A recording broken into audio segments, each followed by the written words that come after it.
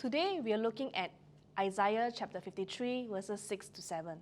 A very familiar passage for most of us, with a prophecy that paints a picture of Jesus going to the cross as a sacrificial lamb. In verse 6 we see that we, the sheep, have willfully gone our own way in our stubbornness and our rebellion.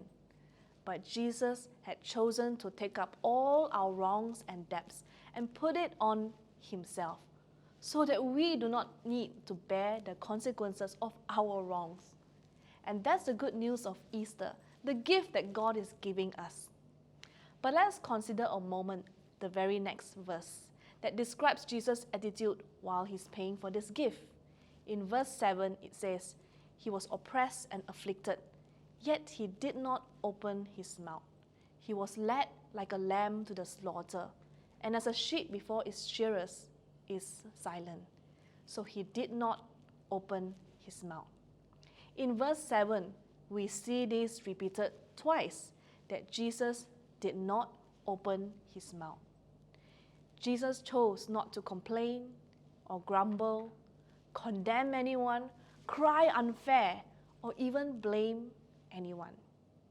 And if you think about it, there's really no justice in it, because Jesus didn't do anything wrong. He didn't deserve it, surely, and it wasn't fair or right that Jesus had to endure such affliction, humiliation, and even death. Yet, Jesus did.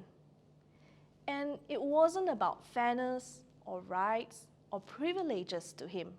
It was a deep love for the sheep that had gone astray, for you and for me.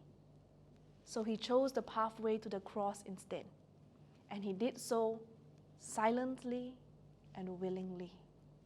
Oh, what love the Father has for us. And if that's the extent of Jesus' expression of love for us, then there's really nothing that can separate us from his love. Nothing he would not do to reach our hearts. Today, let us pause for a moment in that thought. Think of that journey that Jesus took out of love for you. And if you find yourself in a place where sacrifice is required on our part for the sake of another, for the sake of another sheep, it may be unfair, it may be troublesome even, and it may cost you something. But I hope that you find the courage to choose the pathway to the cross. In our identification with Christ and his suffering, let us be like Paul in Romans 8:36 that says, "Yet for your sake we face death all day long. We are considered as sheep to be slaughtered." God bless.